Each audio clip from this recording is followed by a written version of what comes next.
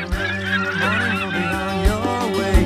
Haven't got to worry in the world you're leaving. Maybe take good care of yourself, please stay where the wind blows, where the river meets the sea. I'll be waiting for the day when you come back to me. I'll be waiting. Hello, I'm Andrew Price. I've been practicing the skills of bushcraft since I was about 8 years old. And now I run Dryad Bushcraft, which gives me the opportunity to teach other people the skills that I've learnt along the way. Bushcraft is nothing new. It's been a way of life for people for thousands of years. More and more people are spending their time going out learning the skills of bushcraft. But what is bushcraft? Well, for me, bushcraft is the skills that enable me to be comfortable in the outdoors using the minimum amount of equipment.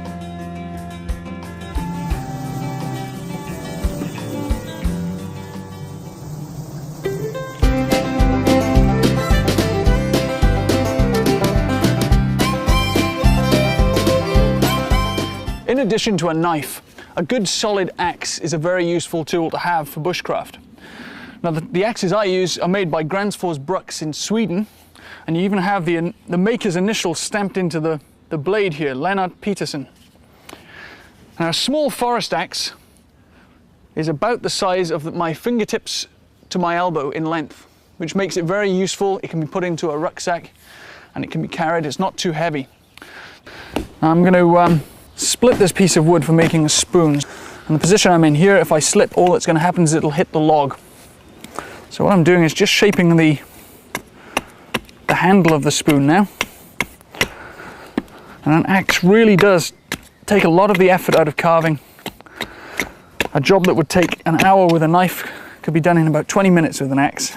Another thing with an axe is that you can hold it in a lot of different ways. So as well as using it as a splitting tool by holding it at the end of the handle, you can hold it further towards the head, which reduces the amount of leverage you have, but it increases the amount of control you have over the blade.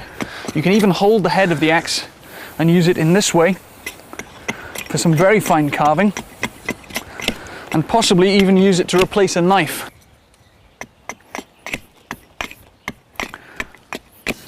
One of the problems with a small forest axe is because of its short handle length. If you try to use it in a standing position, it'll just come into your leg. So a good way to avoid that is to stand astride a piece of wood. So I've raised it up just an inch or so on another piece. Position it so that the front of the log you're trying to split is level with your ankles. And then we need to deliver a short, sharp blow. In order to sharpen an axe, I use this. It's a small steel, a diamond hone. And basically it's a piece of steel that's impregnated with industrial diamonds, and if you look very closely in the sunlight you can see it twinkling, and these are these miniature diamonds. So as we rub our blade against the metal surface, the metal's worn away, exposing the tips of these diamonds. And the way to use it is to very carefully, running in very small circles, just aim to take a very small amount of metal off each time. You have to be extremely careful when you're using this technique that you don't reach the end of the stone and cut your finger, but as long as you take your time you shouldn't have any problems. So once you've done one side of the blade, you can then turn it over and start working on the other side.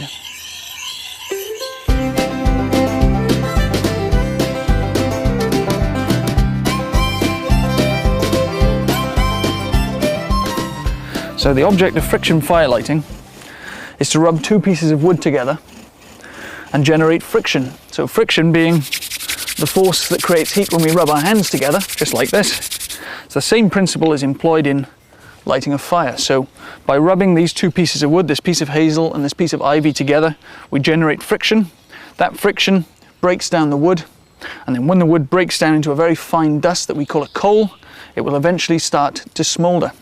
Now the wood we'll use today for the bow drill method will be a drill made from hazel and a hearth made from ivy. We're also going to use a bearing block. This is a piece of holly that's been split and then had a small depression carved in it using the tip of a knife. Now any wood will do for that. I normally use green wood, but today I'm going to use a limpet shell. We're very close to the coast here, so limpet shells are quite common. If we didn't have a limpet shell, We could always use green leaves mashed up in there, or possibly even a slug. Those very small slugs you find in the garden, mash one of those up, and that really helps to keep the drill spinning. Another thing we'll need is a bow. Now this is made from holly, but you can use any wood that has a little bit of a curve to it. So the first thing we need to do is to create a fireboard or hearth. So I'm taking this piece of ivy and I'm just going to flatten both sides out. I've actually made a start, so cheating a little bit today. So I'm just going to flatten both sides out using the knife. Always important to be cutting away from yourself. And we can use these shavings later on. Using the tip of the knife, I'm just going to cut some small semicircles.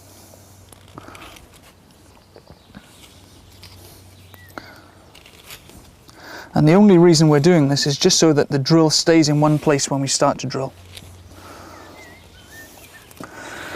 Okay, that's the hearth board ready to go. The next thing we need to do is to shape the drill. Now I've chosen a piece of wood that's fairly straight anyway, but if you look along it you'll always see a few imperfections. Now if we can get this drill as straight as possible, it'll spin perfectly. If we have any wibbles in it, it'll spin and create a hole that's bigger than we actually need and allow cold air to get in and interfere with the fire lighting process. So I'm just going to take the bark off. So I'm going to make it quite pointy this end, and that's fine. Now the end that we want to generate the maximum amount of friction, we put a bit of a rounded end onto that.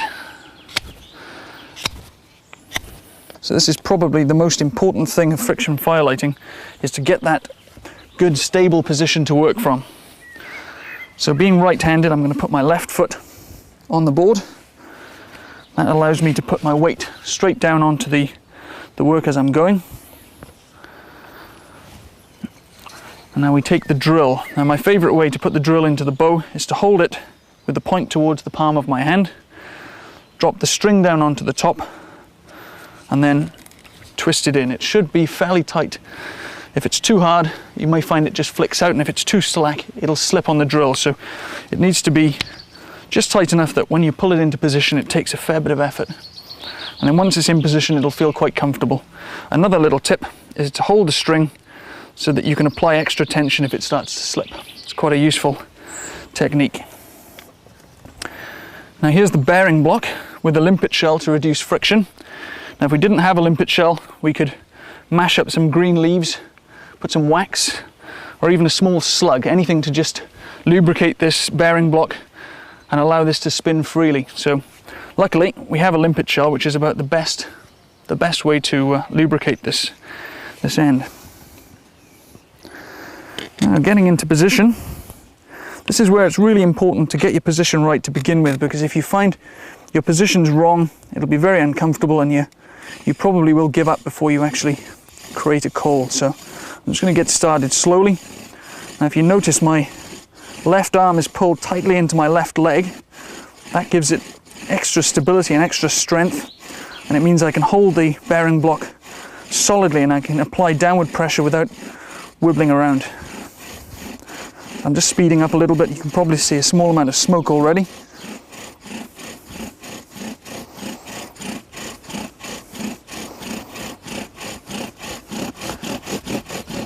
Okay, and that's the point we stop at.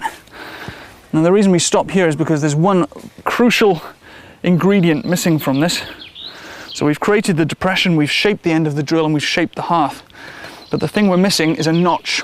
Now without a notch in the side here, all the dust will collect around the outside of the hole and it'll cool down and we won't actually light a fire. So I need to cut a notch into the side of the hearth, and the notch should be about 1/8 of the hole.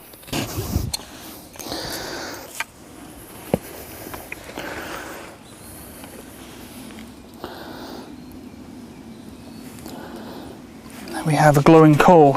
And very carefully place the coal into the tinder bundle. Right, now this is where we just allow it to grow a little bit, just put some oxygen in. It always helps to have the wind coming from behind you, and that helps to keep the oxygen flow running through the tinder bundle.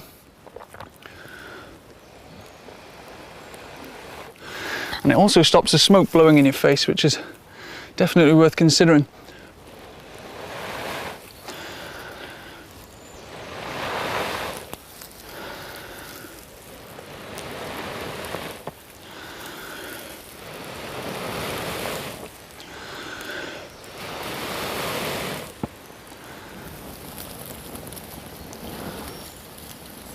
And there we have fire by friction.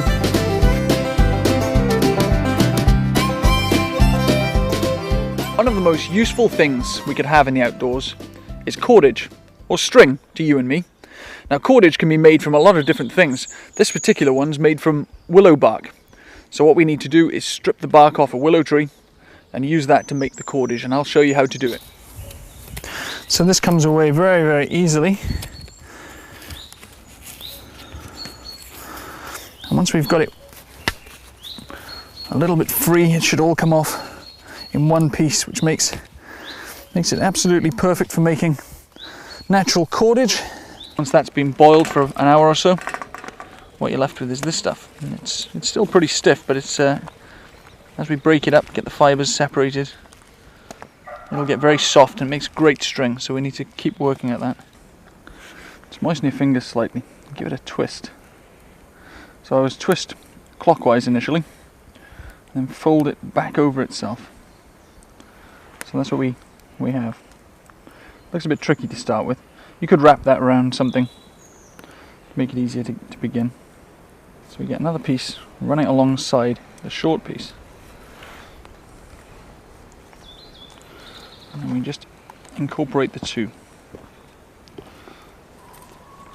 Yeah, it's a little bit on the stiff side, this stuff, but it'll be very strong. The whole reason this doesn't come unraveled is because of the way it's twisted. So what you do is you get two bunches, and the first one you twist very firmly in a clockwise direction, and then you wrap that over the other piece. So you're twisting and then wrapping back, twisting clockwise, wrapping over anti-clockwise, and you just keep doing that to pull it together so it won't unravel. So it could be a sort of self-perpetuating piece of string.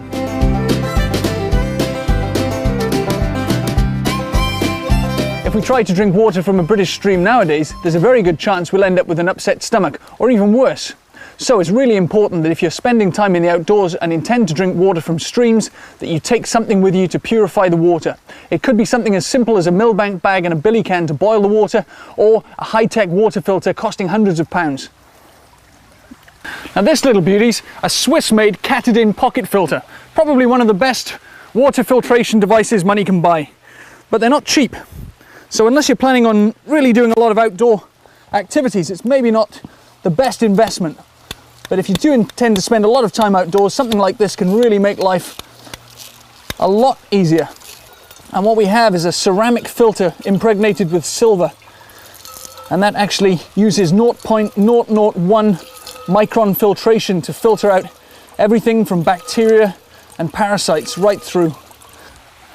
And we need to keep the bottom of this pipe off the bottom of the stream, where it'll pick up loads of sediment and very quickly block the filter. So if we can somehow suspend it up or ask somebody to hold it for you, just to keep the end of this away from the bottom of the stream.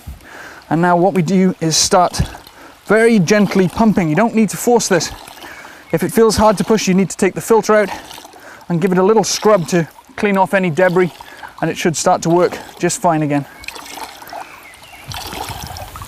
Now a filter like this should filter about 50,000 litres of water before you need to replace the cartridge. A very useful piece of kit.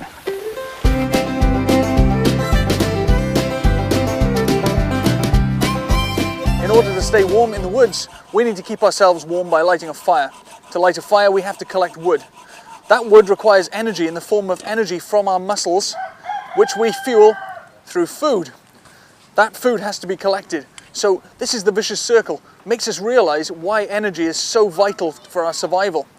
And when we live in a normal world, in a suburban world where we can flick a switch and turn on the TV, boil a kettle, everything becomes so simple. But in reality, All this energy comes from somewhere, and that somewhere is oil. Today we'll be speaking to Paul Allen from the Centre for Alternative Technology at Bushcraft in mid-Wales. We in the developed West now have an appallingly bad attitude to energy. It's rooted in the 1920s and the 30s when oil was literally cheaper than water. All the major industrialised countries were awash with energy. So we designed our industrial and our living systems quite literally to use as much energy as possible. The way we sited the suburbs, the taking up of the light railways, the way we designed our houses, because energy was cheap and nobody saw any limits to the growth in energy demand. But now in 2008 we realised that the North Sea oil has peaked. In fact, if you look at most of the oil producing countries, a great many of them have peaked, and particularly the big producers in the Saudi area, if they've peaked, then probably the world has peaked. Photovoltaic panels can be used to generate electricity using the energy from the sun. In Bushcraft, we have another means of obtaining the energy that we need: trees.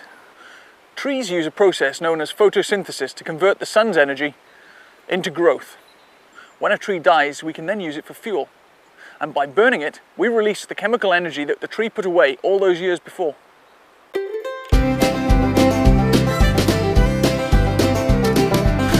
Firelighting is such an important skill that I think it's worth coming back to it and looking at some of the more basic techniques that we can use for firelighting, especially in the winter months. At the moment, we've had a slight dusting of snow, so the ground cover and any possible kindling on the ground is very likely to be damp. So that leaves us with the option of looking above ground. Thin birch twigs like these, about the thickness of a match, are the perfect kindling, so I'm just going to collect a really nice bundle of these. And there's plenty on it. This is just the one tree, and I've probably got enough to get a fire going just off this. Now, the silver birch is a great source of natural tinder, and the peeling bark, which comes away as the tree grows, it sheds its bark much as a snake sheds its skin, and this bark can be peeled away and makes an excellent source of tinder.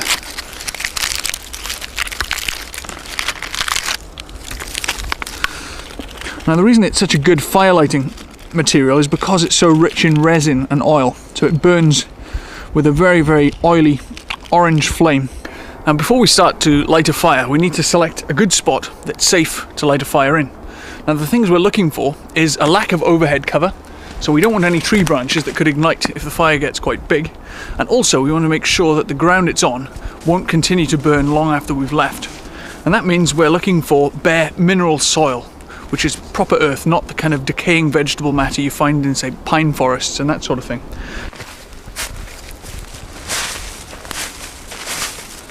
Now, we're going to have a small fire, so we don't need to clear a huge area today. And now we need to set up a platform of small pieces of dry wood. And the reason for this is that the ground is very damp, and if we light a fire directly on the ground, it will draw moisture up into the thermal column, and it will reduce the efficiency of the fire, and it may even stop it from burning altogether.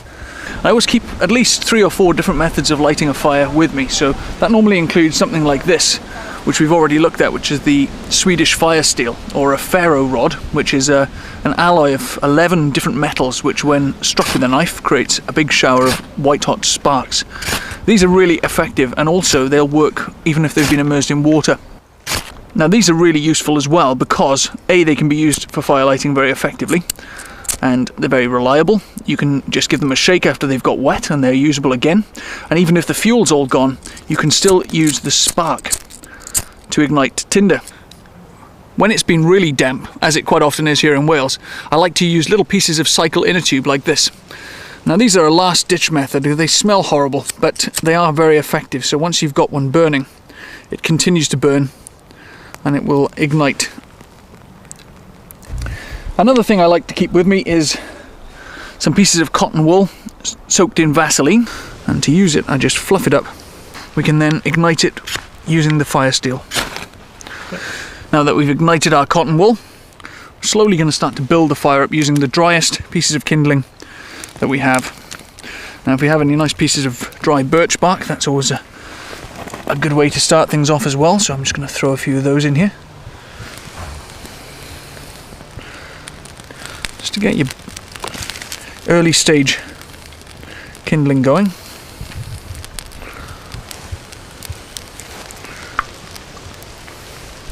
Try not to crowd the fire too much at this stage as well, because by just putting small pieces of very, very dry kindling on, we can ensure that we're putting them on in exactly the right place. If you just start piling it on, sometimes you can smother the fire. I like to use the expression to build a fire, and it really is that, it's building. You're not constructing the fire before you light it, as some people do. You actually start off with good solid foundations and then you work up. It's always worth remembering the rule of fire lighting that we call the fire triangle.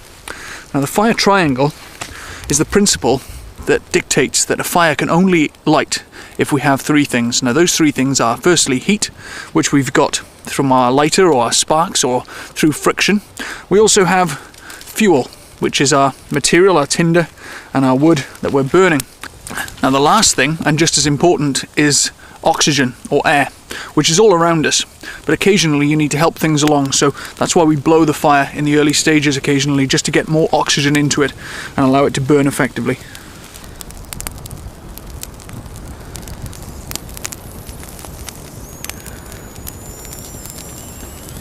Now you see this is drawing very well, so it's actually sucking oxygen into the thermal column along the bottom, into the flames where the fuel is being consumed, and then it's rising out. And it will continue to do that as long as we keep putting fuel on.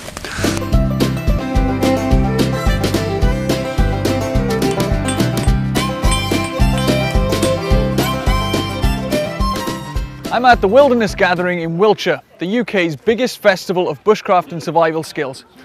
All the main schools teaching bushcraft and survival techniques are here, and there are thousands of people coming just to learn new things. Well, here really is, normally in the bushcraft world we're trying to blend into the environment, you know, we're tracking our animals, we're trying to not disturb nature too much. Here we want to be going, help. So a few techniques really to identify, to help the search and rescue teams or anybody else that's wandering around in the area, to help them recognise that you're actually in trouble and you need help. Dominic and myself, we actually started the gathering. The whole idea of it was just to create an environment for a weekend where everyone who's interested in bushcraft and wilderness skills could get together and share skills and experiences, and create a place where they could meet up with other people to book on courses or source their kit. The very first gathering was a very personal kind of event. It was just a few hundred people, 97% male, grown-up male, and now, I mean, just listen to the background noise, it's families, and that's really good because it means we've got, you know, new generations of people interested in bushcraft and whole families. That's what we want. We want to spread the word and have other people enjoy it. Quite interesting look at hazelnuts. They can actually tell you what animals are around in the locality. You don't have to see any tracks on the ground. You can just look at the way that the nuts have been opened and been fed on to know what animals are there. And what we have here, this one is quite special. This is an example of a nut opened by a dormouse. And on this one you can see how the hole is almost circular. The Wilderness Gathering has been growing every year in response to a massive interest from the public. Many people now really want to learn more about bushcraft and survival skills and primitive techniques that people used to use. The Bushcraft magazine, its strapline is reconnecting to the landscape, and that's a very important thing to us. It's a fun magazine, it's full of ancient knowledge, touching peoples, bringing out knowledge that's been in the oral tradition and somehow been lost. A little spiritual element to it as well. And Steve has a great range of skills, and the two of us together, we make this thing work. We've had a lot of very positive reaction to our magazine here. So the gathering, GFA gathering, has been very important for us. We've just come across this patch of grass. I suppose to thousands of people that's all it is, just grass. But if you look along here, you can see areas where the grass has been flattened, and this is called flagging. And in this light, as you can see, it shines up quite bright. And the beauty with this as well is the flagging actually gives us an example of which way the people were travelling. So if it's grass, always points to the way that the person's travelling. So this means nothing to a lot of people, but to somebody tracking somebody, maybe in a search and rescue situation, this sort of information could be a lifesaver. because everything that we know today has come from our ancestors from, you know, at least 10,000 years back. I mean, you can take it back a bit further if you want, but everything here for our survival was out there and is still out there. It's easy to forget it, but what we're trying to do is rediscover it. Bushcraft is, I think it's just the enjoyment of primitive living skills or wilderness skills and handicrafts. That's my favourite bit, is the handicrafts. But it's, I think the whole idea for me of Bushcraft is it gives people self-confidence, because once they know that they can do everything for themselves, they can go anywhere and just feel comfortable knowing that, you know, should they need to, they can fix things or fix their lives. You're actually sort of living in the woods and, hey, I'm not a worry, I don't need a tent, I can do this, and I can light my fire, I can make my tools. It's just self-confidence. Bushcraft has been growing in popularity for several years now, and this is by far the biggest wilderness gathering we've seen yet. There are literally thousands of people here sharing skills, buying new toys, and just enjoying the experience of learning new things.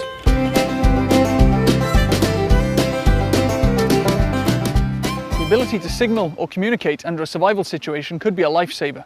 There are a whole host of ways of accomplishing the act of signalling distress, from whistles to create sound signals, rifle shots, possibly using a mirror like this to reflect sunlight, many things. First one would be a whistle.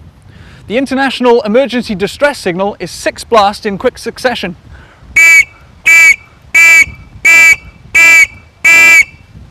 Followed by a gap, and then another 6 blasts. And that should enable you to be found under most circumstances. It's one of the things that you should always carry if you're in the mountains or the hills of the UK, along with an emergency bivvy bag. These are some of the pyrotechnic devices that can be used to make a distress signal. This is a handheld marine flare.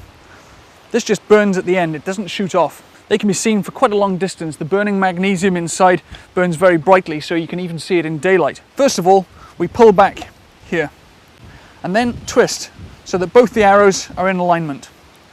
The next thing we need to do is strike firmly at the base here, and this activates the flare. It's a good idea not to look straight into the flame because it's very bright.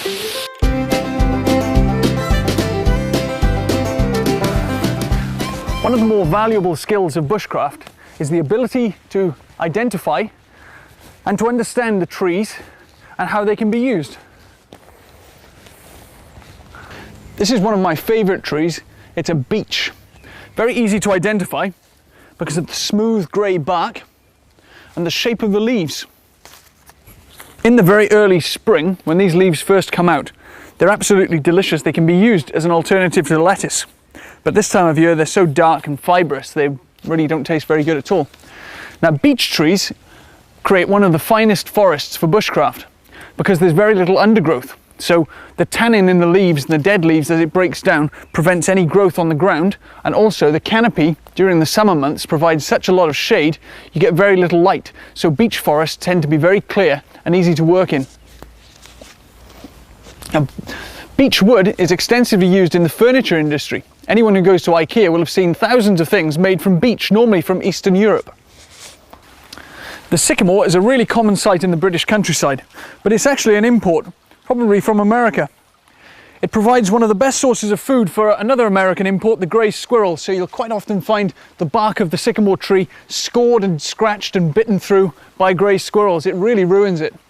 Many people consider it to be a major pest because it's a self-seeder and you can find it all over the place, but I actually think it's beautiful, so I like to see it around. The wood of sycamore has been used for a long time to make utilitarian items like bowls and spoons. It's actually the traditional wood for making Welsh love spoons. The reason it makes such good eating utensils is because the wood has no toxic resins, so things like yew trees and holly trees would have a poisonous resin, whereas the sycamore doesn't taint the food in any way. This is a really useful tree called an elder. Some people call it a Judas tree because of the story in the Bible that said that Judas hung himself from it. But anyone who knows this tree would be able to say that if you tried to hang yourself from it, the chances are it would probably break because it's not the strongest of trees. Oak would be a much better choice. But it does have a very useful feature in that the stems of elder are filled with this pith material which runs down the inside of the stem. If we scoop that out, we end up with a hollow tube which can be used for all sorts of things, from making straws or musical instruments to using it for hand drills, for firelighting. It's one of the best uses for it. It's also a source of elderflowers, which can be used to make elderflower cordial. Really, really nice mixed with wild strawberries. Or if we wait until the autumn time, we get elderberries, which of course you can use to make wine. This is one of the favourite native trees of the British countryside, the ash. It grows very tall, very distinctive from its light coloured bark. Ash trees are really useful for making tool handles or bows and arrows because it's so resistant to shock. It's also a very useful wood because it burns from green, so as firewood it's second to none. Trees are a valuable resource. Without them we wouldn't last very long ourselves, and a well-managed forest can provide us with everything we need. But they do need to be looked after for future generations. Many people without any bushcraft experience probably think that lighting a fire up against a tree is a perfectly good idea, and more than likely don't realise the damage it can do. But this tree has been so badly damaged, it'll probably die.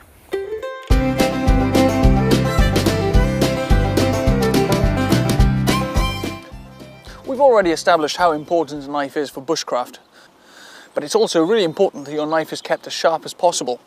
My favourite way of doing that is to use a Japanese waterstone, which has a coarse side, which is the dark red, and the mustard coloured side is actually a much finer grit.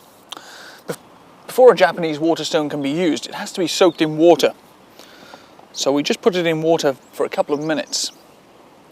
The water helps to prevent the pores of the stone from clogging up with pieces of metal, and it also helps to lubricate the blade so it runs smoothly over the top. After a couple of minutes we can take the stone out of the water,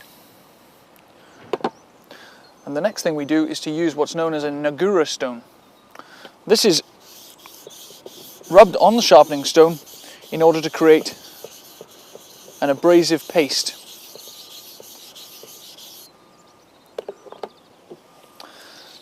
Once we've established our stone, it's wet and it has the paste on it, the next thing we need to do is to position the knife. Now this is a single beveled knife, and what I'm going to do is first of all place it flat on the stone and very carefully tilt the blade until the edge of the blade is flush with the top of the stone. Very carefully, with a firm but not too heavy motion, push the knife away from you, maintaining even pressure over the blade. As you get towards the tip, just lift slightly so that the tip of the blade also gets sharpened. If the stone looks like it's getting a little bit dry, sprinkle some more water on the top and carry on. You can really tell by the sound if you've got this right. It should be a very smooth sound. You can also look at the edge of the blade and see from where it's polished if you're sharpening the correct angle. Now to do the other way, I just reverse the exact same principle, bringing the blade towards me, under control, taking great care as always. Once we've done one side with the coarse stone, give the stone another soak, wipe off any paste. This side we'll be using the mustard coloured stone, which is the least coarse. This will give us a much finer edge, so we continue to sharpen the knife in exactly the same way, but this time the sound is very different. Because we're not using a coarse stone, it's more of a polishing action than an abrasive action. This gives us a very, very fine edge that we can use for all of our bushcraft tasks. The problem with the Japanese waterstone is that it is quite heavy. So unless I'm going somewhere where I'll be in close proximity to a vehicle, I'll normally take another option with me. This is a DMZ diamond hone, and this is used in much the same way, but it's a much lighter option. So by maintaining the same angle of edge, this just gives us an opportunity to hone the edge of our blade, and we can do the same thing the other way. The DMZ diamond sharpening steel has a steel plate which is impregnated with industrial diamonds. These lightweight sharpening steels are a very effective way of maintaining the edge on your knife while you're away from civilization.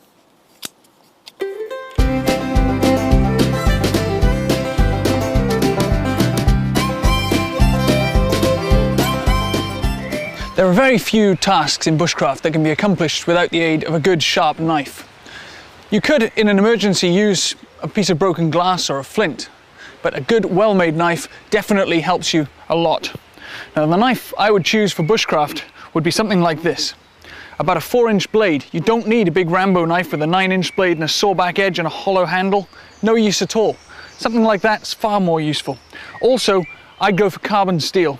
Now, carbon steel, although it will rust if you get it wet, it definitely holds a better edge and it's much easier to sharpen, so that's a really good plus point. A good solid handle. Wood is nice. You can also have antler.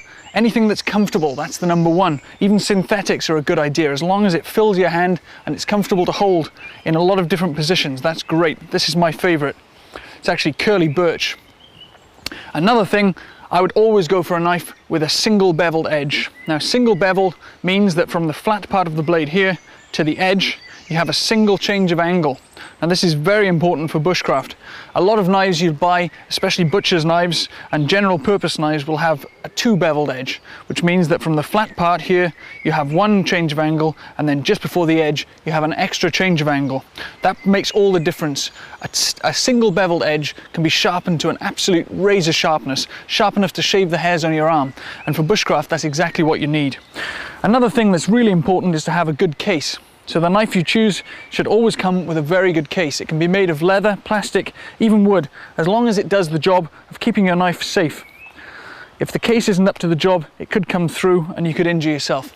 So always make sure, as well as checking the knife over, have a really good look at the case and see that it's up to the job. Right, now using the knife. There are several ways that we'll use a knife, but we're just going to look at a few to begin with. Now, these are the very basics. What I want to do is make a point on this stick. So treating the stick as if it's a tent peg, what I'd like to do is make a point. So I'll take my knife and I'll hold it in this very firm fist grip, and I keep my arm almost locked out. Now, the reason I do that is because I don't want this to move. This arm stays where it is, so the knife stays in exactly this position.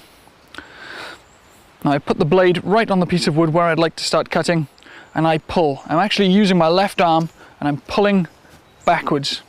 Very much like this. This gives me a huge amount of power and a lot of control over the blade. Because the blade isn't moving, it means that I can maintain the angle that I want to keep. If I do it this way, I'm constantly changing angle. Another point about carving, jarring the elbow like this, is it can cause you to have tennis elbow. Something I did to myself years ago before anyone showed me a better way of doing it. So save yourself a lot of pain and carve this way. And as you can see, I've got a huge amount of control over that blade, and I can just keep turning the piece of wood, taking very small shavings off as I go. And there we have it, that's a point. Right, another thing we might want to do is to make a notch, especially if this is to be a tent peg. I need a notch so that the piece of string I tie to, or the tent guy lines, won't come undone. So I hold the knife in a slightly different way. This time I put my thumb on the back of the blade. My other thumb goes in front, and using both thumbs, I push. So I'm pushing the blade and taking very fine slivers of wood away as I go.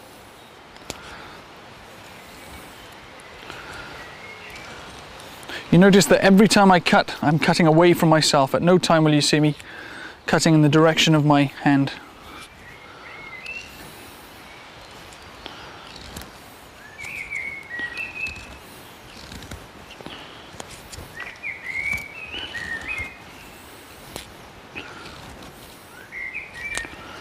And there we have a notch. Now, a notch can be useful for anything from making a pot hanger to hold a billy can over a fire to make a cup of tea, a tent peg, as we have here, or it can be used as the trigger mechanism for a trap, in which case we would link 2 of these together and use that to make the trap, something we'll cover later on in the series.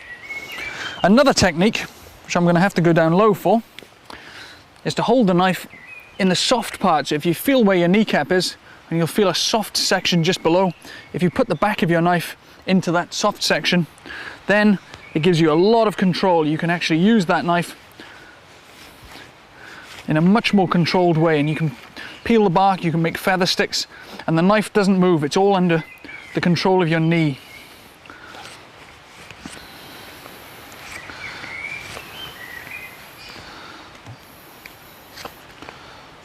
There you go. Those are 3 very useful techniques for carving using a knife. There are lots more, but if you can master those few, you'll definitely be a long way to becoming a good bushman.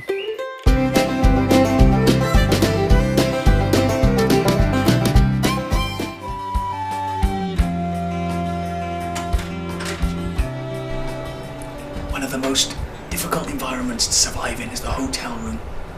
Premier travel inns can be a hive of danger and hidden obstacles.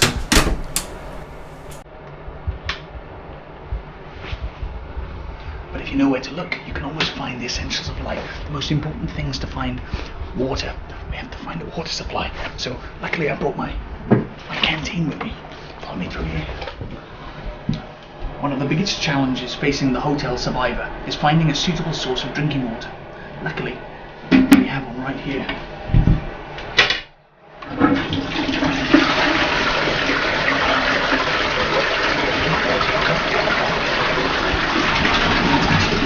Perfect supply of drinking water, just perfect to drink.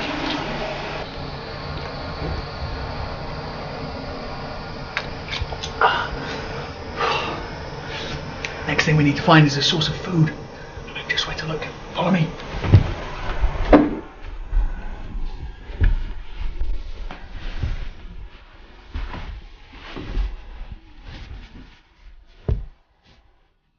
As well as providing a great habitat for insects and small mammals, the cavity under a hotel bed can be a source of amazing opportunities for food, like this sock.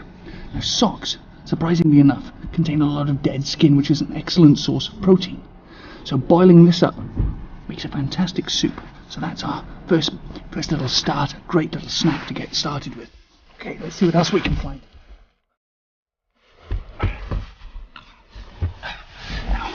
Now that we've checked under the bed, we have to see what other sources of food we can find. I've got an idea. Let's have a look over here. By turning the bedside lamp on and leaving the window open, we can attract moths. Now, moths will fly in through the open window, up inside here, where they'll bounce around like this, thinking that the light is the moon. If we hold a pillow underneath here, we can catch the moths as they die and cook them up into a tasty soup. Another really good source of food in a hotel room are these things. Every hotel room has a little condiment set like this, and you have a little biscuit, which is a very, very good source of carbohydrate, and also you have these little sachets of milk. This is fresh milk, which is actually very rich in protein, so that's a really good source of food. And also we have some sugar, and of course the most important thing in the world, some tea and some coffee as well. Great. So that's everything we need, but a true survivor never goes anywhere without being prepared, so I brought some army rations with me just in case. So we have, all hotel rooms have these kettles. Fantastic, you can use them to make tea or boil in the bag army rations. Brilliant. Okay, so kettle's boiled, off we go. Now then, what we need to do, whack our army rations in the sink like this, check on the boiling water, and just leave it to cook for a while. Another very useful thing in the bathroom is toilet paper. So as well as using it as toilet paper, we all know what that's for, you can also use it for tinder. So one of the most useful firelighters you can find in the bathroom. You could also use it to write messages on, which you could lower down to the lower floors of the hotel in order to attract attention. While our dinner's cooking, we'll have a look at what other options we have. Now here we have a couple of pillows. Pillows can be ripped open and are an excellent source of tinder. So inside there you've got all the fibres that can be used to get a fire going. We've also got some coat hangers over here. They don't really come out. So see if I can get one out for you. These are the tricky ones. Oh yeah, now look at that. Now that can be used. See what we have here. We have our drill, and we have a hearth here. We can use this for friction firelighting. So maybe that's our next little project. So hotel friction firelighting. We haven't tried that yet. Fantastic stuff. So another thing we have here. Okay, got a couple of towels. Now towels, believe it or not, are one of the most useful things you can find in a hotel room because A, you can use them as insulation, so these can be used as a blanket, or towels can be used as a wound dressing, and unless you've chosen the environmentally friendly option of having your towels not washed every day, they're also quite clean, so you can use them to prevent infection in a cut. Brilliant stuff. That's also very important in a survival situation because an infection can actually kill you. I think dinner is just about done.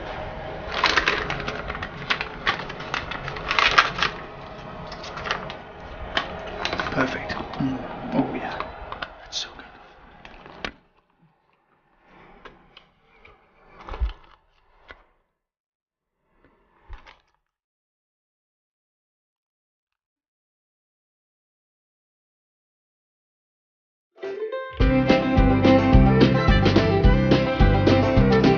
This is one of the plants that's really worth knowing about. It's called meadowsweet, and it used to be used in houses back in the Middle Ages to fragrance the rooms. So they'd strew all the floor with these leaves, and that would give the room a really pleasant smell. And it does have a really sweet smell. It was also used to flavour mead, which is a honey wine. Now, from a survival and bushcraft perspective, its main use is a medicinal one. And if I just rummage around down here and pull some of the root out, I'll explain why. That's just a little piece of the root. It actually grows quite a long way, but this is enough for us to have a little look at. Beautiful pink colour. And the smell, obviously you won't be able to smell this, but it just takes me straight back to childhood, because the smell of meadowsweet is exactly like the smell of germaline. So when you're 6 years old and you fall over and you cut your knee and your mum sticks germaline on your knee, that's exactly what this smells like. So it's a very useful antiseptic. You can either use it as a poultice by mashing this up and putting it on a wound, or maybe making an infusion with some warm water and using that as a wound wash. Another thing meadowsweet has is something called salicylic acid, which is better known as aspirin. So it can be used in infusion as a headache cure. Now this plant's called yarrow, and it's a useful medicinal herb. Very antiseptic. It can be used as an infusion, or it can be made into a poultice to put on a wound. So very good to know. Antiseptic plants are probably the most useful of the medicinal plants that we could find, because infection in a survival situation is very likely to be a problem. So the slightest cut, if it becomes infected, will cause you a problem. So knowing which plants can actually be used to prevent infection could save your life. Definitely worth bearing in mind. This is a really nice patch of scurvy grass here. One of the more useful plants to find on the seashore. Called scurvy grass because it was very commonly kept aboard ship, pickled, to prevent the crew from coming down with scurvy. And it has a slightly unusual taste, slightly peppery, but not unpleasant at all. So worth knowing what to look for, even if it's just as a preventative against any deficiencies, and help to keep your immune system up.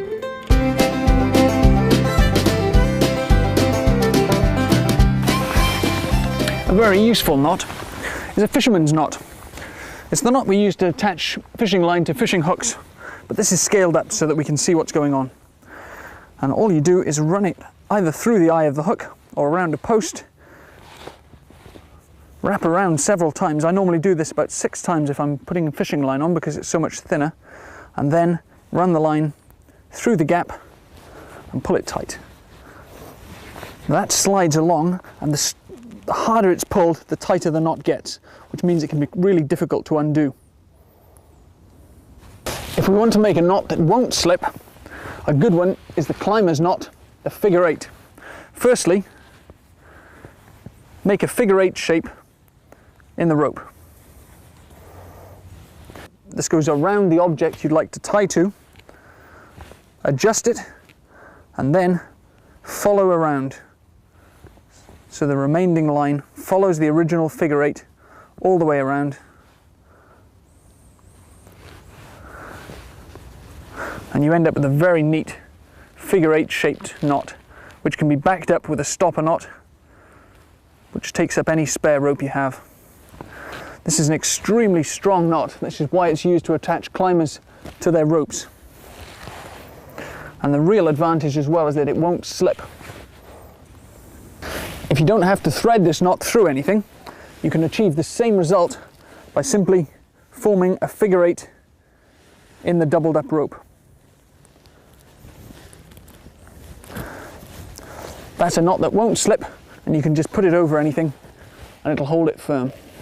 If you need to lash 2 pieces of wood together, the most secure way is firstly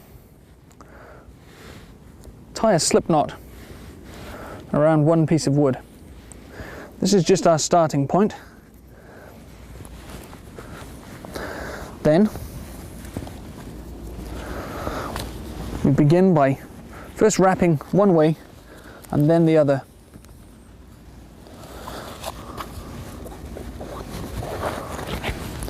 And you can do this very neatly, and it gives you a lot more space to work with.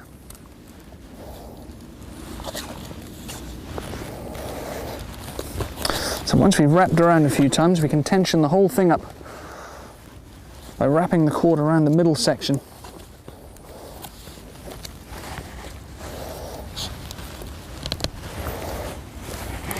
This really helps to pull everything into tension. And then the whole lot can be tied off, either with a permanent knot or a quick release one.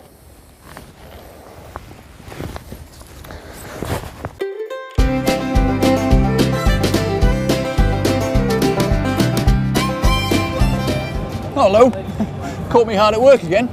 I'm at the Bushcraft and Survival Skills magazine Bush Camp at the Outdoors Show in Birmingham, NEC. We'll also be talking to some of the other stall holders about what they do and what makes the outdoors in Britain so great. And the next person I'll be speaking to is George Thompson, who runs Canadian Canoes. These are all open canoes or Canadian canoes. They come in a variety of materials, as would have been made in the 19th century in the small canoe workshops of the northern United States, southern Canada. But without a doubt, the open canoe is the most versatile unpowered craft in the world.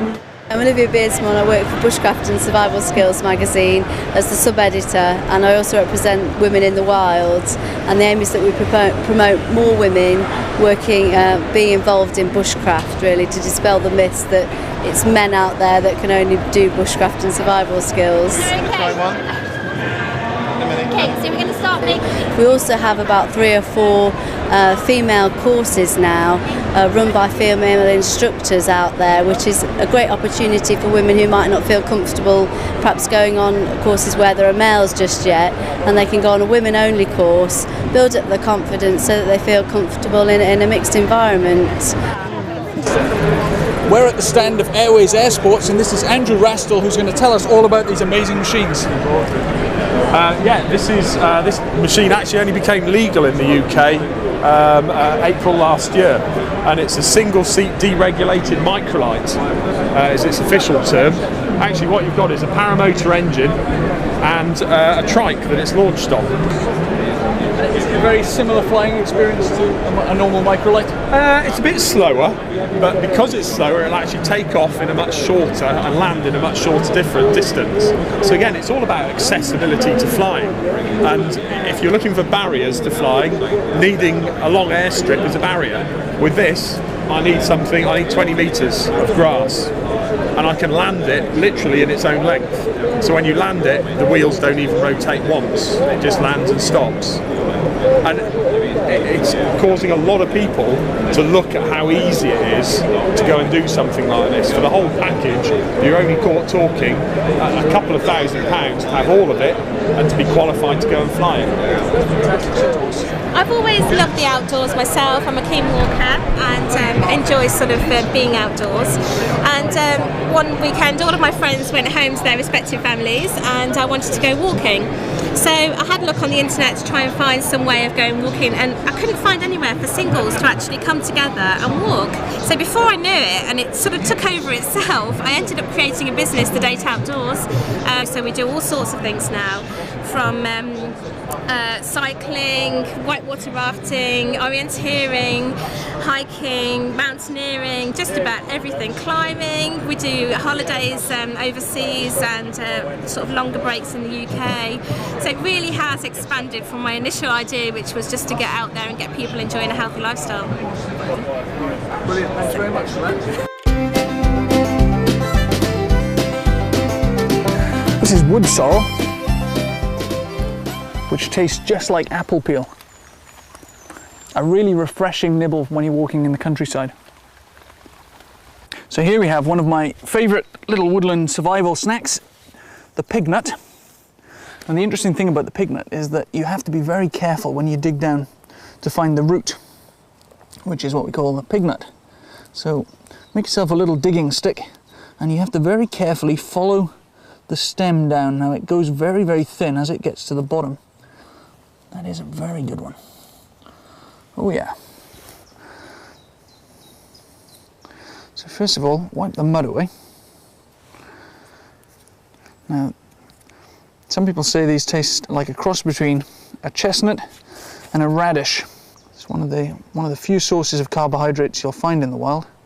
It's all beautifully wrapped by nature in its very own form of packaging.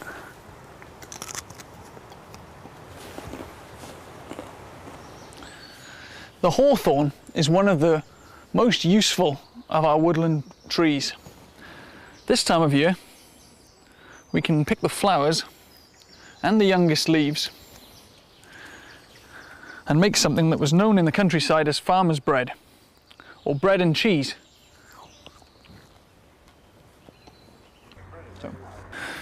This plant we have here is called ramson or wild garlic. Now the parts that are useful to us are the leaves, which have a very strong garlic flavour, or the flowers, which are really pretty and can be used to decorate a salad. But I think the most useful part is these small seeds here. So just underneath the flowers you have these tiny seeds, and they're probably the strongest of all the parts of the plant as far as garlic's concerned. So I like to use these when I'm cooking. One plant that needs absolutely no introduction is this one, the stinging nettle. Now, if you reach down from above and just grab the top few leaves, it doesn't normally sting you. So this is the part that we find the most useful. Forget the rest of it. All these leaves, the big ones down here, they've gone far too old, really fibrous, not worth worrying about. But these top leaves are absolutely ideal for cooking or for making tea. Now, nettles have been associated with a lot of health benefits, mainly as a blood purification or as a general tonic. It's actually very rich in iron, so it's a really good food for people who are anemic. And as a survival food, it definitely has its place. What I normally do is get about 10 of these, put them in a mug, add some hot water, leave it for about 5 minutes, and then you've got your nettle infusion or nettle tea.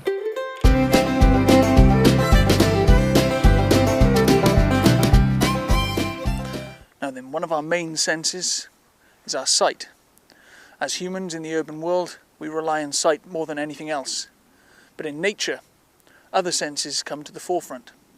Sense of smell, hearing, and also a sixth sense that nobody really understands. Now Chris has been blindfolded, so he's reliant on his sense of sound. And the rest of the team are sneaking up, trying to get as close to him as they can without getting shot with a water pistol. And this lot have had a great day out in the woods. We've eaten some bugs, built some shelters, learnt to use knives, and all in all we've had a really good day.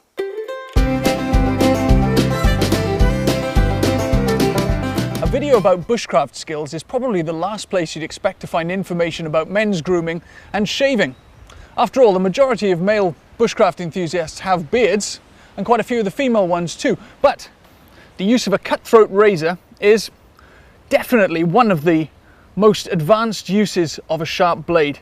If you can use this to shave effectively, then you really can consider yourself to be the master of a blade. Now the important thing when we're using a Japanese water stone is to soak it in water long enough so that the stone has actually absorbed all the moisture it can. Now this water acts as a lubricant and it allows the blade to slide over the surface so that it doesn't jar and it doesn't get any nicks and damage to the blade. Now this is the method that we use to hone the blade, so it's the first step in the sharpening process. Now without applying much downward pressure at all, just enough to hold it in place, slide the blade forwards and off, and then reverse it, so go the other way, sliding down the hone and off the edge. Really applying very little downward pressure because we really want this to slide along the surface without any snagging.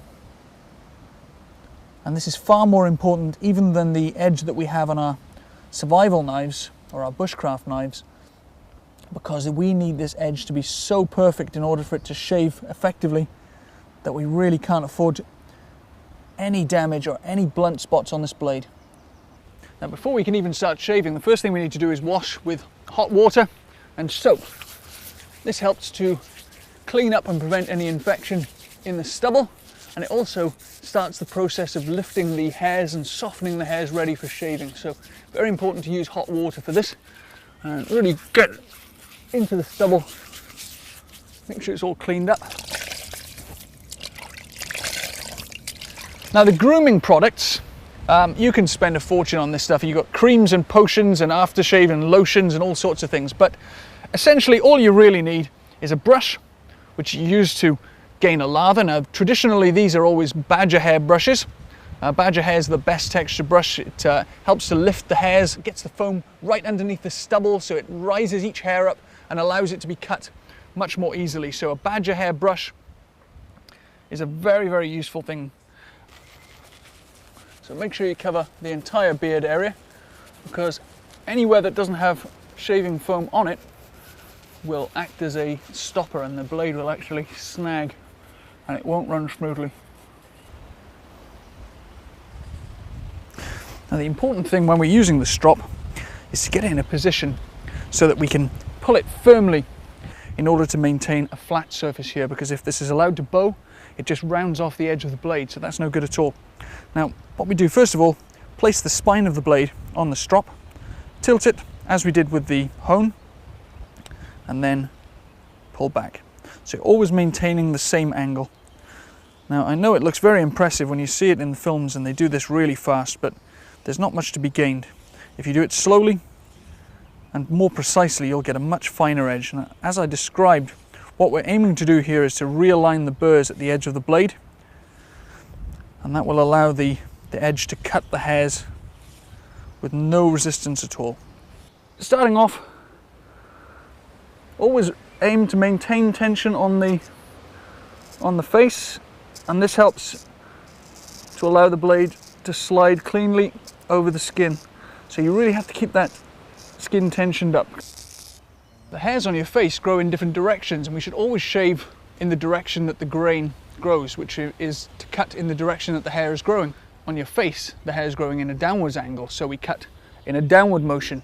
But on your neck, it's growing in an upward angle, so we always cut upwards. That can be quite tricky, so practice makes perfect. Now, one thing I realized when I first started shaving like this is why people always used to grow moustaches, because the moustache area is probably the most difficult bit to do, and you really need to keep the angle of the blade very steep. So to get into here, you're at about an 80-degree angle just under the nose. And then just finish off by just taking off any pieces of stubble that you may have missed. And that's definitely the closest shave in the woods.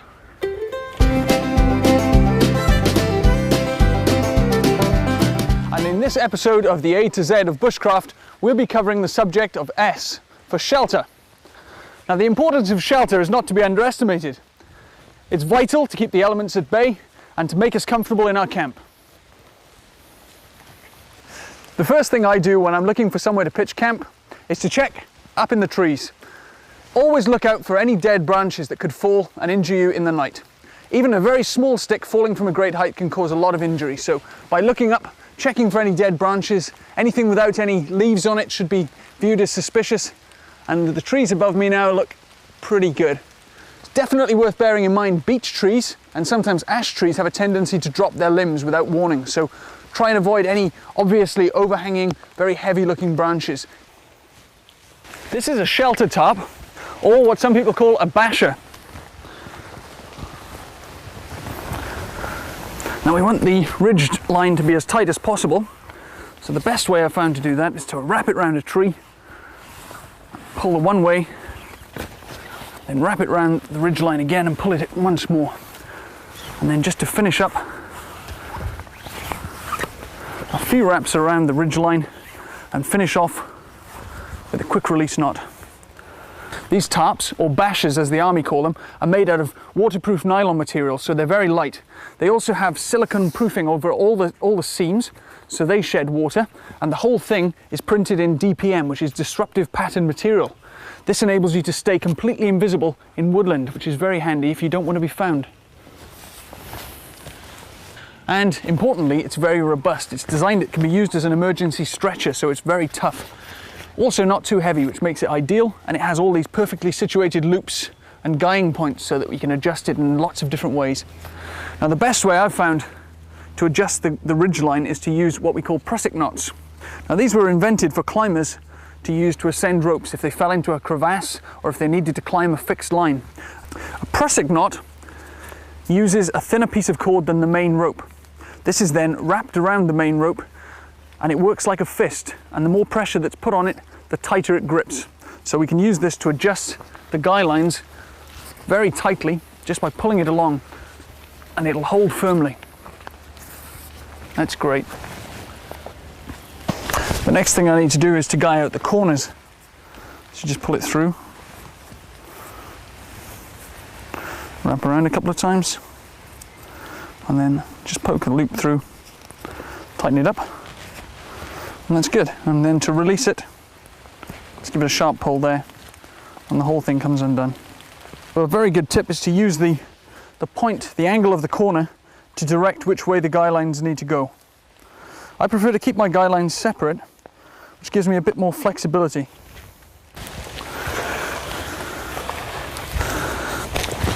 It's a good idea to exploit any natural features you can in order to guy out the tarpaulin effectively. You should only really need to cover the corners, but if you have the time, it's always worth putting a few extra in just to maintain as much tension as possible. And then we run this line, this corner line, out to a conveniently situated beech tree. Same thing again, a couple of wraps around the tree, a nice quick release knot. That's fine, no one's going to trip over that.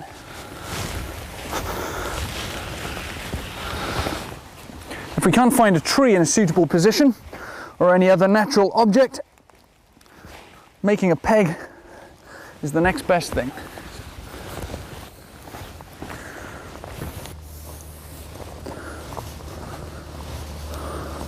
Always make sure you have your tarpaulin guyed out as well as you possibly can. And this is our home for the night.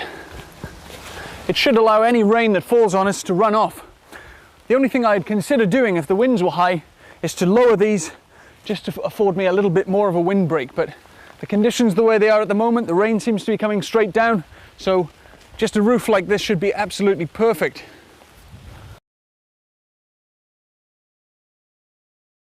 Now normally I'd be looking for a nice flat piece of ground with no rocks, no roots, nothing that's going to keep me awake at night. But today I've brought some useful equipment with me that will prevent me even having to worry about that. It's called a hammock. Most of you have seen one, but the latest types are absolutely ideal for bushcraft and survival use. I've left one side of my tarp open just so that you can see what I'm doing here. I always finish it off with just a simple bow knot. So you don't have to do anything fancy, just a straightforward bow like you're doing up your shoelaces. And as long as it's wrapped around the tree a few times, that shouldn't cause you any problems. Pull the hammock out, take it to another tree, and pull it as tight as possible. If you have any sags in it, you'll have a pretty uncomfortable night. You also need to look along it just to make sure it's perfectly level. Otherwise, you'll slide either to one end or the other during the night. Wrap around the tree once more and finish off with a bow. I'm sure most of you have seen the types of hammocks that you get in Mexico or Thailand that are made from a net material. Those are great if you just want to sit out in your garden, have a few cold beers, perfect. But if you want to spend some time out in the woods and sleep soundly, something like this is far better. It's made from double layer nylon, which means that insects can't bite through it. If you're using a hammock in cold weather, you definitely need to use an insulation mat, something like a thermarest or a carry mat in between the two layers of nylon, and this will insulate you against the cold air. Otherwise your sleeping bag gets compressed and you'll have a pretty cold night. Just as comfortable as your own bed at home.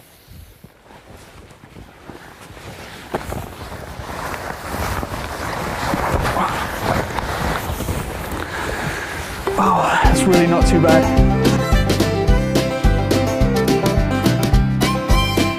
One of the more controversial aspects of bushcraft is the skill of trapping. And the reason it's so controversial is, of course, because it causes considerable suffering to the animals that you're trying to catch. But in a survival situation, your self-preservation must take precedence. That said, there's no excuse for prolonging the agony of an animal unnecessarily. So the traps I'm going to show you today definitely have to be checked as often as possible in order to make sure that you find out if there's an animal in it as soon as possible and can put them out of their misery. Now the first thing you need to do if you're planning on learning how to trap is to learn how to track first of all, knowing where the animals are, knowing their habitats and how to find them. Here we have a run, quite possibly a rabbit run. It's running through here to the fields that are just over there. One of the simplest forms of trap is the snare.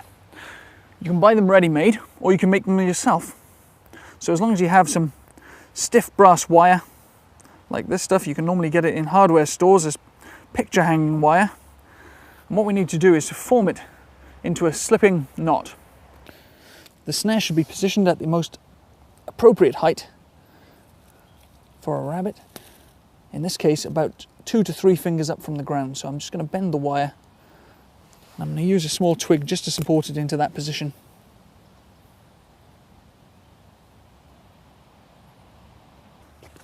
Small pieces of wood just to create a diversion, so just to encourage the rabbit or whatever I'm trying to catch to go into that snare. So as our rabbit comes through here, staying low to go under the log, he comes through, hopefully he hasn't noticed anything's amiss, and his head should go through there, and as his head goes through, it'll tighten up. Now the problem with natural cord or any kind of string as opposed to wire is that it doesn't hold its form very well. So we need to cheat a little bit and use some twigs and various other things to hold it in position. So we have our notch here, and this conveniently situated sapling can be pulled down, and we'll attach this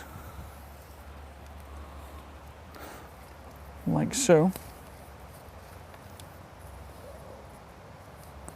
So we're just measuring the distance now, and get a bit of tension on here. Now then we need to put our snare into the same position that we had the wire snare in. But to do that, we're going to need to use more little twigs just to support it.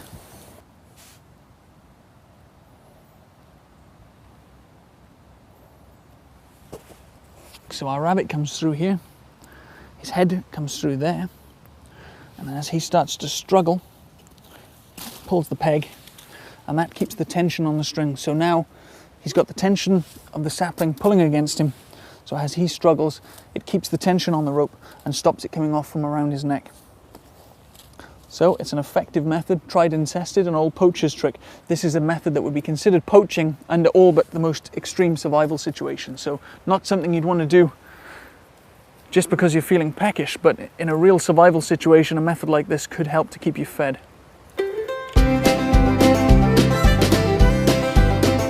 What we're looking for is a nice straight piece of hazel. Hazel being a really good renewable wood, and if we cut it correctly, it'll regrow and we'll get lots of new shoots to replace the ones we've cut down. It's called coppicing.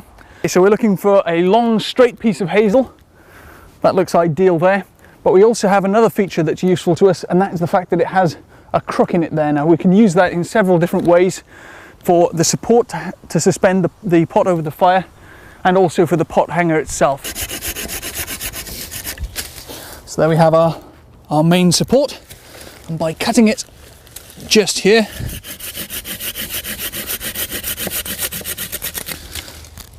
and then once here,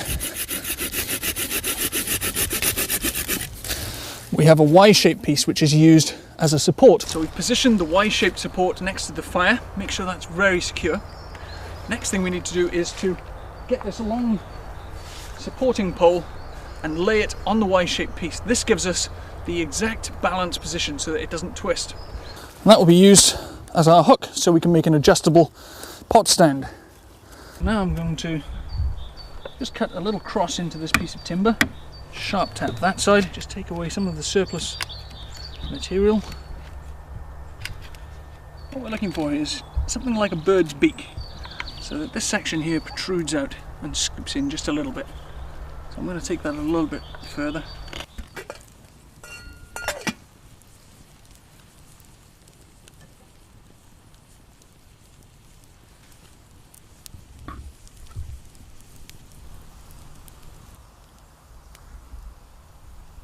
So my favourite wood for any kind of eating utensil is hazel. So we're going to make a little fork, just a field expedient means of eating. And then what we're going to do is just split this hazel using the tip of our knife.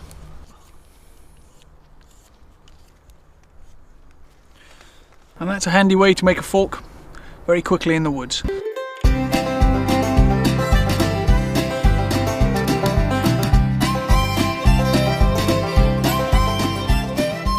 For this episode of the A to Z of Bushcraft, we'll be looking at V for vitality. And in the first 3 weeks of March, the sap starts to rise up the birch tree. The sap is an incredibly rich source of vitamin C, and if we drink it, it helps to revitalise us. So for thousands of years, people have drank this sap in order to restore the balance after a long winter and give themselves the necessary vitamins to boost their immune system and really get themselves back on track for the new year. You start to see the buds forming on the ends of the twigs, and that's a sign that the sap is starting to rise. Now you only have a very short window of opportunity to do this, but if you drill a neat hole into the tree, you can collect some of the sap as it flows through the tree. And that sap is very rich in sugar and minerals and vitamin C. It's a traditional method, driving the drill bit into the wood by hand. It's a method that would have been used for centuries. The traditionalists among you will absolutely hate me for this, but the method I prefer to use is a cordless drill. Because a cordless drill is a nice fast tool that creates a very, very clean hole in the tree. Now a tree like this should produce quite a few litres of sap. A large demijohn like this is really worth having because you don't want a small container that will overflow. We're going to make the hole in the tree at a slightly upward angle, so I'm holding the drill so that I can drill in a slightly upward motion. And then we're going to put our piping into there, so you need to have a reasonably close fit. This is a low expense, lightweight option, so just use old water bottles. 2 litre are great. Then maybe you need to check them a little bit more often than a demijohn because they're that bit smaller. But if you strap them around the tree, it puts tension on the pipe, which helps to prevent leaks around it, and you get a really nice flow rate as well. And this sap is an incredibly rich source of vitamins and nutrients, which the tree uses in order to start its new season. So it starts all the buds and the leaves, and this is the fuel that gets everything going. And before we leave the tree, we have to make sure that we seal up the hole. Now the reason for that is because the tree will effectively bleed to death if we don't, and also it allows infection into the bark. So what we need to do is cut some nice pieces of hazel, the same diameter or slightly larger than the diameter of the hole that we've drilled in the tree, and we need to cut some pegs.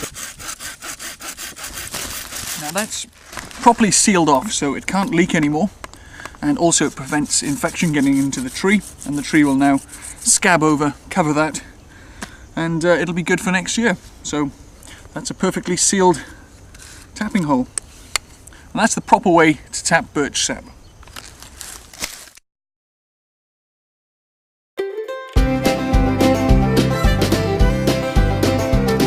And today I'll be showing you how to make one of these. It's a willow whistle made from one piece of willow. First thing we need to do is to find a nice piece of straight willow with as few knots as possible. Cut it off about that length. Next thing we need to do is to bruise the bark all over, and this helps to separate the inner from the outer layers. What I'm going to do is just give it a good twist. So if you look now, the outer part has come away from the inner part. So the next thing I need to do is to cut the mouthpiece for the whistle. Make a little smiley face. Now this is the part that requires extra special delicate hands. It's just to remove this bark. No pressure. And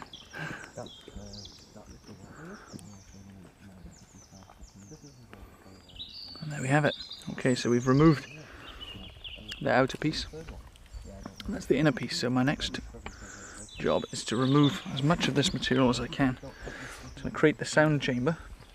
Next thing I need to put the bark back on. Really careful you don't break it.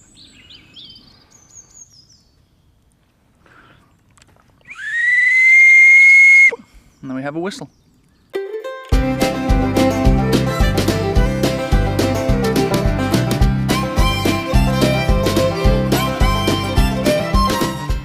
For this episode of the A to Z of Bushcraft, we've travelled to Sweden to visit the Gränsfors Axe Forge. Gränsfors have been making axes for over 100 years, and the quality of their axes has made them a first choice for bushcraft enthusiasts all over the world. Each axe is hand forged and stamped with the maker's initials as a seal of quality. Next door to the forge is Sweden's only axe museum, which contains some of the best examples of axe production, from Stone Age flint axes and Viking battle axes through to modern wood splitting and crafting tools.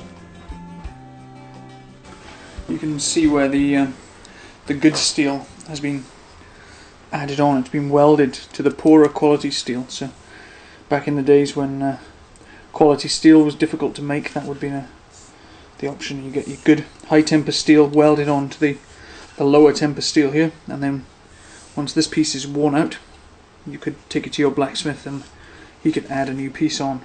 Lars Anander is one of the world's most experienced blacksmiths, so this will be a great opportunity to learn the ancient skill of knife forging from someone with over 30 years experience. This is the blacksmith's method of cutting kindling using a hammer and a special tool called a hardy fuller.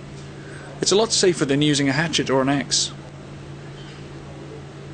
The first step in the process is learning how to light and control the heat in the forge. Paper and wood are used to get things started, and then we add the main fuel, known as coke. By increasing or reducing the airflow into the forge, we can regulate the heat precisely.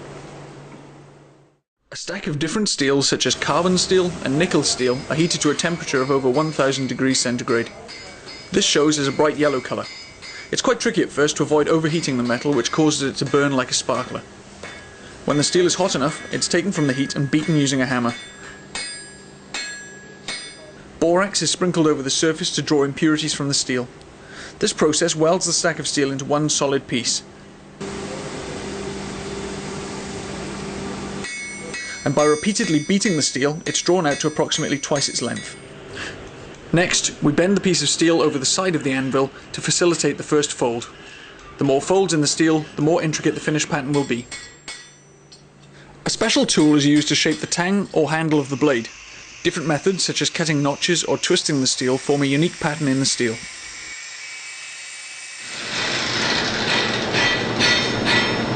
That seems to be working. So, I've cut all my grooves, and now we have to heat it up again, flatten it all back out, and hopefully that'll give us a nice pattern. The blade is then shaped and ground before being hardened and tempered. The hardening process is achieved by heating the steel to a bright cherry red colour, approximately 800 degrees centigrade. It is then quenched in oil. Tempering is used to reduce the hardness of the blade and prevent it from breaking in use. This is also the stage where the edge of the blade is formed. Typically knives from Sweden have a Scandinavian or Scandi edge. This is a single bevel edge with a flat grind and is considered by many to be perfect for bushcraft. The blade is polished before being immersed in a container of sulfuric acid for several hours. The acid eats into the steel and reveals the Damascus pattern by exposing the bright nickel layers underneath. A final polish completes the process. Knives with patterned blades were once traded in Damascus, hence the name. Originally, the folding process was used to improve the strength of blades made with inferior quality steel. The pattern was simply a byproduct of this process. I'm really pleased with the result. I mean, this one here I'm pretty sure will be a fantastic bush knife, so just can't wait to put a handle on that and we'll test it out and see how good it is. It's the only person I can blame if it's not very good is myself, because I made it. Probably the most proud I've been ever, I think.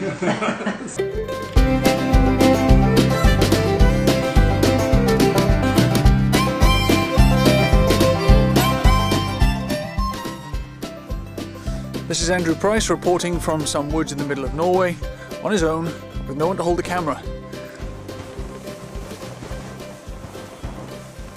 And at the moment I'm in Norway, and we've decided to call this video Norway the Hard Way, because we don't have a lot of the equipment that you really should have to come into very, very deep snow like this. So skis, snowshoes, all those sorts of things would normally be considered essential.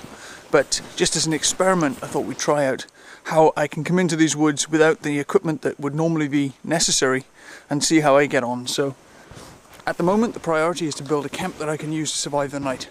Now, as you can see, we have my shelter right behind me here.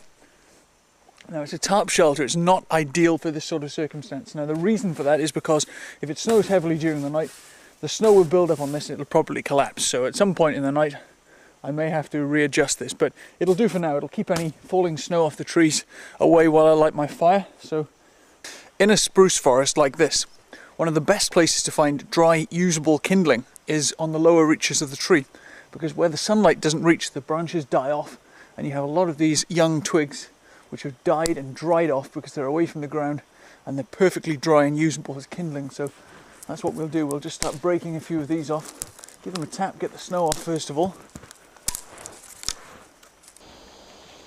The first step to lighting a fire in winter is to clear the snow away so that we're down to the level of earth.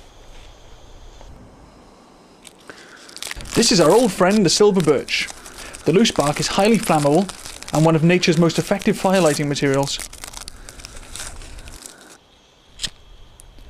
Next, I build a platform of dry twigs about thumb thickness on which I'll light the fire.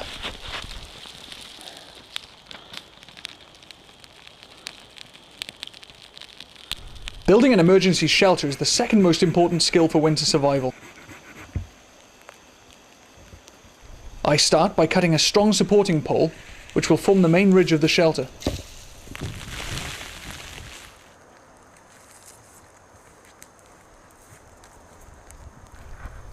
Building a raised bed will insulate you from the ground and improve your prospects of a good night's sleep.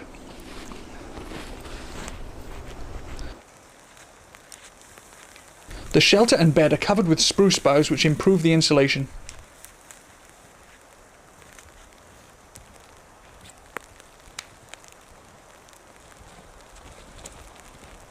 A long fire using parallel logs is the most effective method of heating the shelter through the night. Now I have a fire going, I've had a cup of tea, I've had some food, and I'm starting to feel a little bit more like myself, and I'm starting to feel as though I'm becoming a part of the woodland again, and that's the kind of the feeling that you need to get. That's what we call getting into the zone.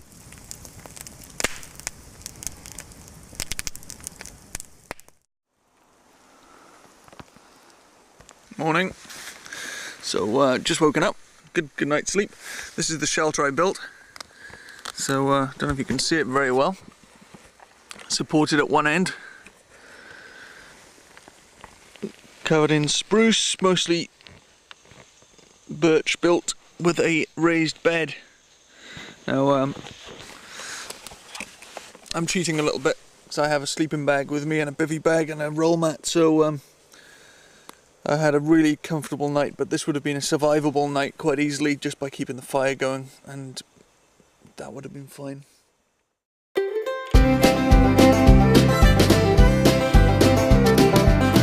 Even though we have a perfect shelter above us and a wood stove, unless we have some insulation underneath us, we still get cold. So something like this. It's a reindeer skin rug, still used in Finland and Sweden, the perfect way to insulate yourself from cold ground.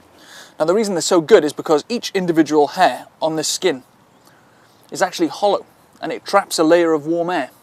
Now we can then move on to the more modern approach. This is a choice of most backpackers these days. It's called a thermarest. There are other manufacturers that make them, but the thermarest is actually a self-inflating mattress. So it has a foam layer on the inside, nylon on the outside, and by opening this valve here, we allow air in, and that, once it's closed up again, that traps a layer of air which insulates us from the ground. It's also one of the most comfortable beds that you can have in the outdoors as well.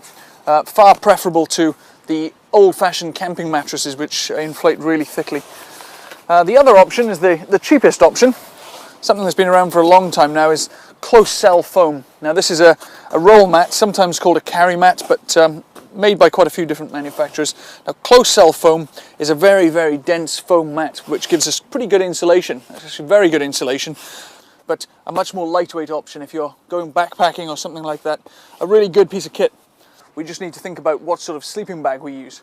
Now, traditionally people use blankets, but the obvious problem with blankets is firstly that they're very heavy. Also, a blanket doesn't enclose you all the way around, so modern sleeping bags are by far the best option. This is a modern mummy-shaped sleeping bag, which has a synthetic, high-tech insulation that keeps us warm even when it's wet. Now down, which is the traditional fabric for very warm sleeping bags, is fine if you're going to keep it dry, so it's great if you're mountaineering and you can guarantee you're not going to get it wet, but feather down does lose all its insulation properties when it's wet, whereas something with synthetic materials like this is a much better option. I always prefer a central zip, which means that we can get out just by pulling open the front, and we can escape that way. So if there's a problem, we have to get up quickly in the middle of the night. That's a really good option.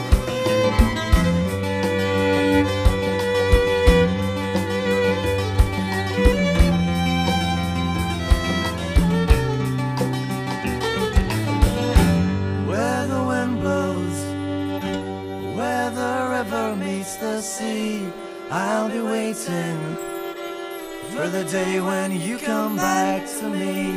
I'll be waiting, cut myself a slice of time when the wind blows, when the river meets the sea.